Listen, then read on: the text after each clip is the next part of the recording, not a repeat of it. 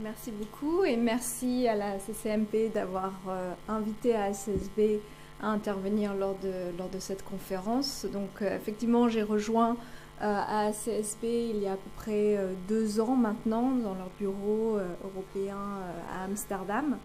Mon rôle principal, c'est vraiment de suivre et aider les écoles qui se lancent dans l'accréditation ASSB dans la zone Europe et Afrique francophone, et également les écoles déjà accréditées qui doivent être réaccréditées. Mais depuis que j'ai commencé ce rôle, je suis aussi invitée régulièrement à intervenir dans des conférences telles que la vôtre au sein des établissements pour simplement démystifier un petit peu la bête ASSB qui peut faire peur. Il y a beaucoup de légendes urbaines et c'est pour ça que je suis ravie d'être là aussi pour expliquer un petit peu ce qu'on fait au niveau, ce qu'on attend des écoles au niveau des contributions intellectuelles et du reporting des contributions intellectuelles. Je vais essayer de faire le moins d'anglicisme possible, mais de tout à l'heure, quand on parlait des peer reviews, je me suis dit, j'ai essayé de trouver la traduction en français et ici ils utilisent peer review, donc j'étais un petit peu déçue. Mais en tout cas, excusez-moi s'il y a quelques anglicismes, j'ai vraiment l'habitude d'en parler en général plutôt en anglais. Pour commencer, quelques informations sur ASCSB, parce qu'on connaît en général l'accréditation. Mais on ne connaît pas très bien l'organisation ASCSB. Donc on a fêté nos 100 ans l'année dernière. On n'est pas tout jeune. C'est vrai qu'on a ouvert un bureau pour la zone Europe, Moyen-Orient, Afrique à Amsterdam uniquement il y a 2 ans et demi, mais l'organisme existe depuis 101 ans maintenant. Et on est vraiment un réseau d'établissements d'enseignement supérieur qui offrent des formations en commerce, gestion, management. Je dis bien établissements d'enseignement supérieur parce que ce n'est pas seulement les écoles de commerce, les business schools, mais c'est également des universités qui offrent des formations telles. Et on a également des membres liés au secteur de l'enseignement dans ce domaine, donc pas forcément des établissements d'enseignement supérieur, mais des organismes de promotion du secteur ou des entreprises également qui souhaitent faire partie de ce réseau. Donc on est vraiment à la base une association, un réseau, avec des conférences, des séminaires, etc. sur le thème de l'enseignement en gestion.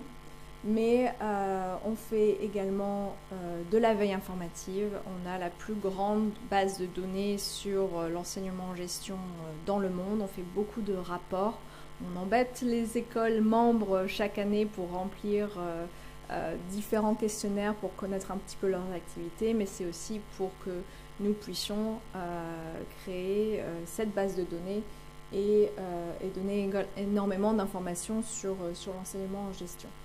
On a aussi des services carrières avec des offres d'emploi dans les écoles de commerce et on fait du développement professionnel. Donc j'ai parlé de conférences, de séminaires, non seulement pour mettre en lien les membres du réseau, mais aussi pour aider les professionnels au sein des écoles à plusieurs niveaux de leur développement professionnel, donc au niveau du curriculum, du design curriculum, mais également du online teaching et beaucoup d'autres choses qui n'est pas seulement pour le management des écoles, mais également pour les professeurs et donc aussi les étudiants. Si vous voulez avoir plus d'informations sur ce qu'on fait, n'hésitez pas à venir me voir après la pause. Je serai ravie de répondre à vos questions. Donc le réseau, c'est actuellement 1580 membres un peu partout dans le monde, dans 97 pays, majoritairement des établissements. Et au niveau de l'accréditation, qui est donc aussi l'une de nos activités phares, on a à peu près la moitié de nos membres qui sont accrédités. Donc être membre, ça ne veut pas dire forcément devoir passer par l'accréditation, loin de là. Mais souvent, c'est vrai que les membres souhaitent se lancer dans l'accréditation ASCSB. On a 2 accréditations, le business et accounting. Comptabilité. C'est vrai que accounting, c'est plus pour les établissements américains. mais le business, l'accréditation business, c'est vraiment partout dans le monde.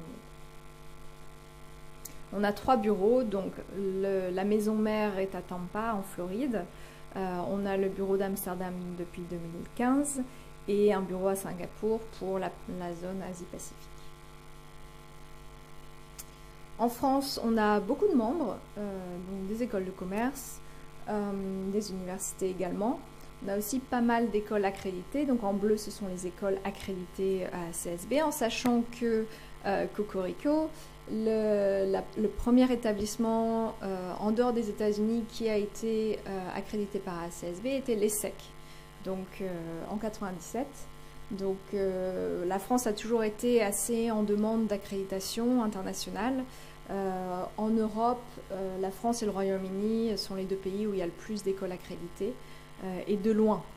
C'est-à-dire que je pense qu'en Allemagne, par exemple, on doit avoir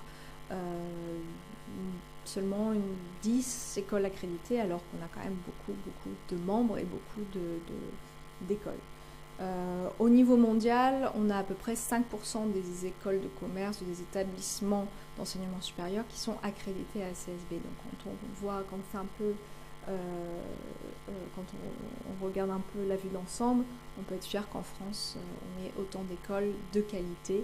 Ça ne veut pas dire que les écoles non accréditées ne sont pas de qualité, loin de là, mais c'est un gage de qualité reconnu au niveau international.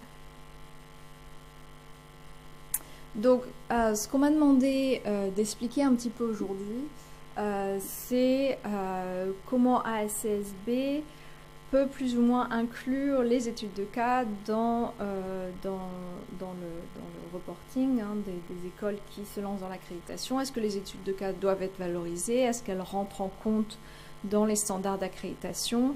Et quel est le point de vue d'ASCSB à ce niveau-là? Alors, pour commencer un peu, une petite histoire sur un rapport que nous avons publié en 2008. C'était à la demande des écoles membres de faire un petit point sur ce qui se fait au niveau de l'impact de la recherche dans les standards ASCSB de l'époque et quel est le ressenti des écoles par rapport à ce qui est demandé dans nos standards et ce qui est la réalité des contributions en recherche des écoles de commerce et si c'est pertinent la façon dont c'est représenté dans nos standards et de manière générale dans les accréditations internationales. À l'époque, nous n'avions pas les standards actuels, nous avions des standards qui dataient de 2003 et donc il fallait faire un petit point là-dessus.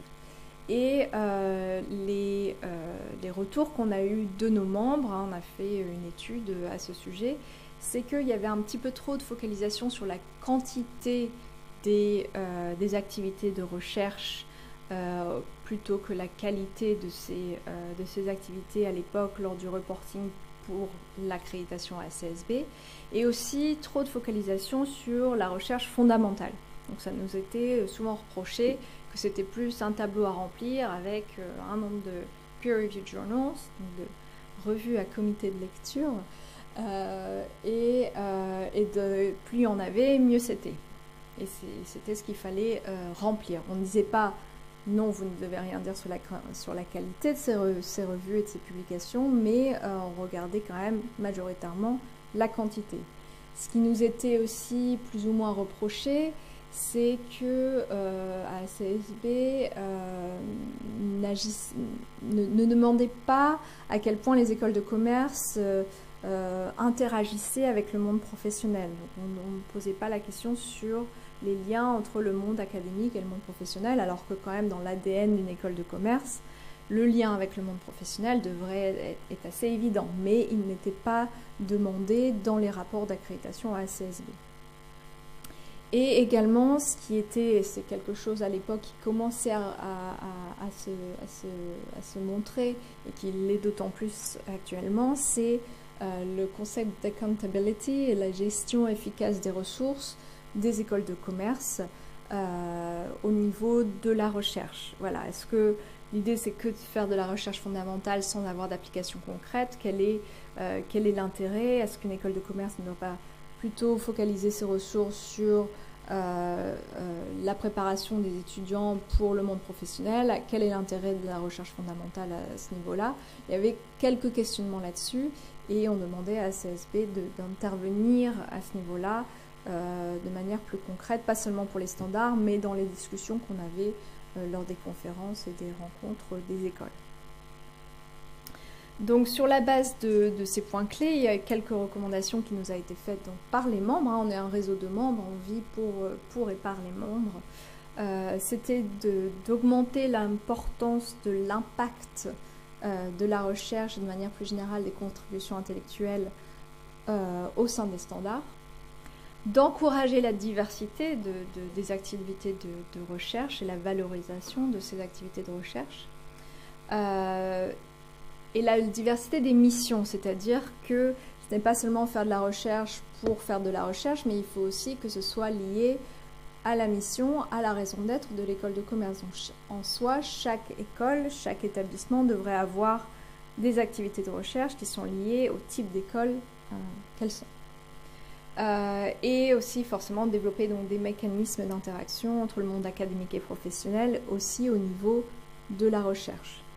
Et la dissémination de bonnes pratiques aussi par le fait de demander aux écoles d'être un petit peu plus concret sur le type de production intellectuelle qui ressort de leurs activités. Donc ça, c'était en 2008-2012, on a fait plusieurs rapports. Et en 2013, on a changé nos standards pour un peu mieux refléter ces demandes et ces recommandations. Je ne vais pas rentrer dans le détail des standards, on en a donc 15. On a 4 catégories principales. La première, c'est au niveau de la mission et de la stratégie de l'école, donc savoir un petit peu quelle est donc la raison d'être de l'école. Et vous allez voir, si vous plongez dans les standards, que tout est lié à la mission de l'école. C'est-à-dire qu'on veut voir la cohérence entre votre mission et les activités de recherche, le type de cours que vous offrez, le type de service que vous offrez, le type de partenaire que vous avez. Tout doit être lié à la mission, à votre ADN en tant qu'école. Et les stratégies financières, les ressources que vous avez doivent permettre de mener à bien cette mission et cette vision en tant qu'école. La partie recherche, contribution intellectuelle fait partie de cette catégorie-là. La deuxième catégorie de standards, c'est lié aux participants, aux acteurs de l'école, donc les étudiants, le corps professoral, le management et l'équipe professionnelle. Et ce qu'on veut voir ici, c'est à quel point l'école permet le développement personnel et professionnel de ces différents acteurs et quelle est l'interaction entre ces différents acteurs de l'école, que ce ne soit pas seulement l'étudiant vient apprendre, repart chez eux, mais quelle est l'interaction avec le corps professoral dans la prise de décision. Est-ce que le corps professoral est impliqué dans la prise de décision également? Est-ce que l'infrastructure permet l'interaction entre ces acteurs, etc. La troisième partie, c'est le learning and teaching, donc l'apprentissage. Est-ce que les étudiants apprennent ce qu'ils sont censés apprendre? Et c'est pas seulement est-ce que les étudiants ont un diplôme à la fin, on voit ça de manière un petit peu différente. Donc, en fonction de la mission de l'école, quels sont les objectifs d'apprentissage au sein de chaque programme et est-ce que les étudiants apprennent ce qu'ils sont censés apprendre et comment vous arrivez à mesurer ça et à documenter ça. C'est ça qu'on va chercher à savoir au niveau du standard 8, par exemple, Assurance of Learning. On va regarder un peu le contenu de votre curriculum, mais on ne dit pas les écoles de commerce doivent offrir ce genre de programme, mais plutôt pourquoi offrez-vous ce genre de programme? Quelle est la logique derrière? L'interaction entre les étudiants et le corps professoral et nouveaux standards qui n'existaient pas avant, le teaching effectiveness. Est-ce que l'école permet au corps professoral d'évoluer au niveau professionnel pour utiliser les méthodes d'apprentissage qui sont nécessaires, utiles et efficaces pour les programmes en question. Donc, soutenir le staff dans cette direction. et comment vous mesurez aussi le teaching effectiveness au sein de l'école, la qualité de l'apprentissage. Et enfin, dernière partie, donc c'est plutôt lié à l'engagement, donc l'engagement académique et professionnel. Donc à quel point l'école permet de faire le lien entre le monde académique et le monde professionnel. Donc il y a le executive education qui est assez évident, mais aussi on veut être sûr que, là encore, c'est le fameux standard 15 qui fait peur à beaucoup d'écoles. Si vous connaissez votre collègue qui s'occupe de l'accréditation SCSB et que vous lui parlez du standard 15, ça va tout de suite être « qu'est-ce qui se passe ?» C'est parce qu'on veut être sûr que le corps professoral ait un lien avec le monde professionnel pour qu'il y ait cette pertinence et cette cohérence entre ce qui est dit en cours et ce qui se fait dans la vraie vie professionnelle, tout simplement. Mais il y a plusieurs façons de classifier le corps professoral, ce qui est un petit peu difficile lorsqu'on se lance dans l'accréditation, surtout en France parce qu'on a beaucoup de vacataires qui viennent, qui donnent des cours et qui repartent. Quel est le lien entre le vacataire, la vie de l'école, la mission et le monde professionnel qui n'est pas toujours évident à documenter dans le cadre de la CSB. Donc je voulais vous donner un petit peu ce schéma pour bien comprendre ce qu'on va vous demander au niveau des contributions intellectuelles. On a parlé brièvement des thèmes transversaux qui sont au sein de chaque standard, Engagement, Impact and Innovation. Je vais m'attarder plus spécifiquement sur Impact et au niveau des contributions intellectuelles, puisque on veut voir à quel point l'école produit des contributions intellectuelles qui ont un impact sur la théorie, sur la pratique et sur le monde professionnel et sur la société de manière générale, et en quoi les études de cas peuvent être liées à ça. Mais l'engagement, c'est aussi important, hein. Donc j'ai dit le lien entre la vie académique et professionnelle, le monde académique et professionnel, et l'innovation. L'école doit innover pour rester moderne et répondre aux besoins de la société, et aussi pour montrer l'exemple aux étudiants, montrer que voilà, il y a un esprit entrepreneurial possible, expérimental, et que l'innovation, c'est pas forcément positif, c'est pas forcément un succès, ça peut être un échec. Et ça doit être aussi valorisé dans les rapports d'ASCSB. Donc au niveau de l'impact, donc là je vais m'attarder plus spécifiquement sur le standard 2 qui est lié aux activités de recherche de l'école et des contributions. On parle plutôt de contribution intellectuelle, on parle plus de recherche, puisque on va regarder tout type de production intellectuelle au nom de l'école. On va regarder le portefeuille, la diversité des contributions intellectuelles, mais là encore, ce n'est pas tant la quantité, mais la cohérence avec la mission de l'école qui est importante ici. Les contributions intellectuelles, on voit ça comme les clés de l'innovation et du maintien de la pertinence des programmes, hein. Donc le corps professoral doit produire des contributions intellectuelles, tout simplement parce que ça va l'aider dans les cours également. Et quand on parle de contribution intellectuelle et d'impact, on parle forcément de création de connaissances, donc on parle de recherche fondamentale, mais aussi d'application concrète. C'est ce qu'on veut voir dans le portefeuille des contributions intellectuelles des écoles. Donc au niveau du reporting, c'est très divers également. Donc on va regarder la gamme des contributions intellectuelles, et c'est pas que du peer-reviewed journals, c'est vraiment tout type, et je vais vous montrer quelques exemples juste après. On voit le lien avec la mission de l'école.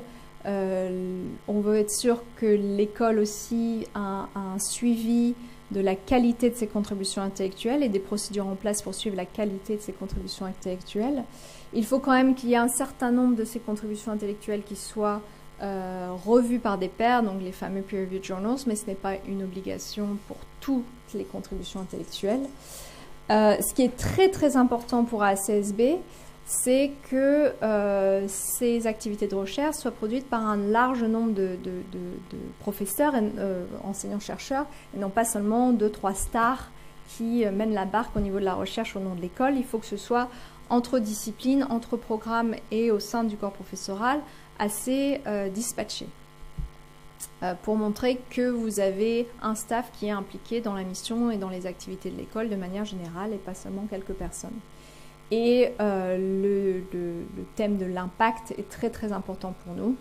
L'impact de vos contributions intellectuelles sur la communauté académique, donc ça c'est relativement facile si on parle de peer-reviewed journals, mais aussi sur le monde professionnel et pédagogique. Et ça peut être plus compliqué.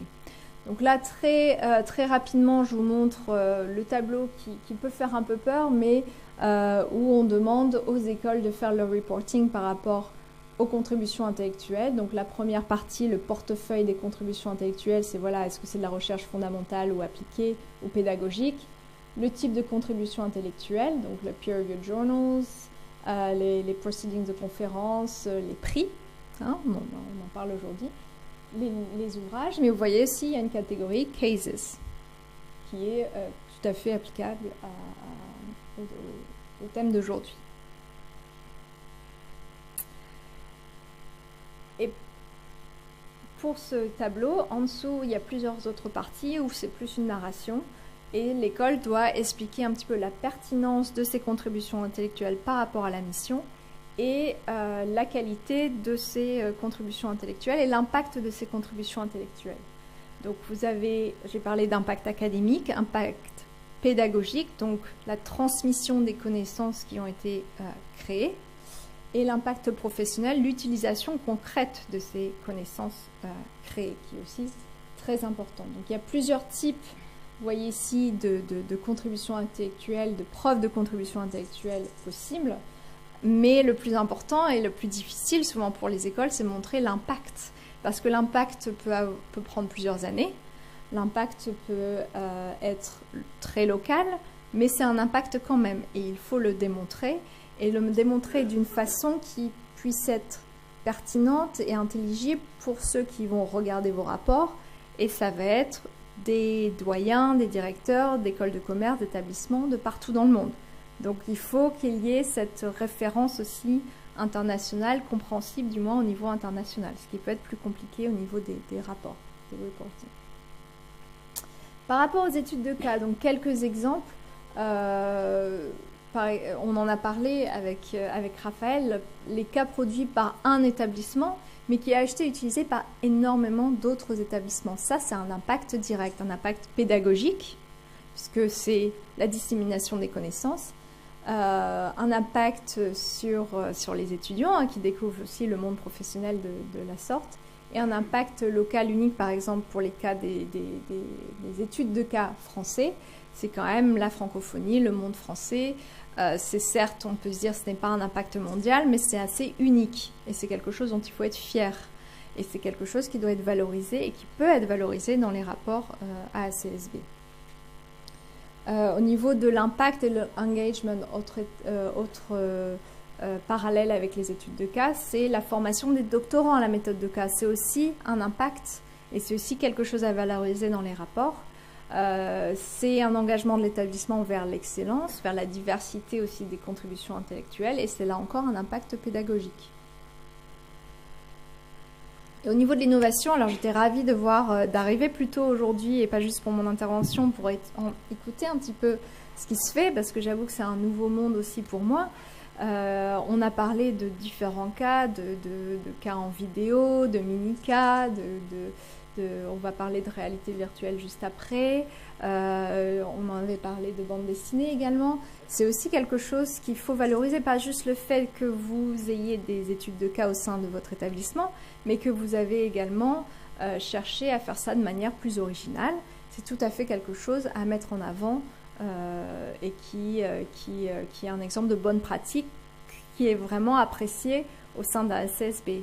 Autant que un peer-reviewed journals en catégorie A, bien sûr c'est très bien et il faut le mettre en avant, mais si on voit ça, c'est quelque chose d'original qui reste marqué dans les esprits et qui est tout aussi valorisé et valorisant que d'autres types de contributions intellectuelles. La seule chose, c'est que l'école doit démontrer que c'est en lien avec la mission, qu'il y a une cohérence avec la mission de l'école et que c'est quelque chose de qualité et qui a un impact général. Voilà, donc pour conclure, les études de cas, c'est tout à fait quelque chose qui est utilisable dans le cadre de la CSB et qui devrait l'être. Souvent, malheureusement, les écoles n'y pensent pas forcément. La charge de documentation des écoles est assez importante par rapport au rapport à la CSB. Et parfois, ils mettent un petit peu de côté des types de contributions intellectuelles qui peuvent voir un petit peu trop soft, où ils ne se rendent pas compte de la valorisation possible de ce type de contribution intellectuelle, alors que ça a un impact réel à plusieurs niveaux. Donc c'est vraiment dommage, et j'essaie de prêcher la bonne parole à ce niveau-là. C'est la diversité qui est importante ici. Ça peut servir, donc les études de cas peuvent tout à fait servir d'outil de référence pour voir la qualité des activités de recherche d'une école lorsqu'on va regarder dans le cadre de l'accréditation. Le seul souci parfois c'est, voilà, est-ce que c'est compréhensible et comparable au niveau international, donc la dissémination de ces études de cas et le benchmarking, donc la comparaison des études de cas, de la qualité des études de cas au niveau international peut être un peu plus difficile. Il y a beaucoup de choses en place pour les peer-reviewed journals, ça c'est sûr, on peut tout à fait comparer la qualité, on a des outils à cet effet. Pour les études de cas au niveau international, c'est un petit peu plus compliqué. Je sais que la CCMP aide à ce niveau-là, mais il y a encore beaucoup d'efforts à se faire et je dirais que c'est un peu la faiblesse et aussi la raison pour laquelle les études de cas peuvent parfois être oubliées dans les rapports à la CSB, parce que c'est pas toujours facile de représenter la qualité de ces études. Et donc aussi les remises de prix comme aujourd'hui peuvent permettre ce genre de choses. Donc voilà, si vous avez d'autres questions, n'hésitez pas à venir me voir après. J'espère que j'ai là encore un peu démystifié à CSB et l'accréditation. Et merci encore.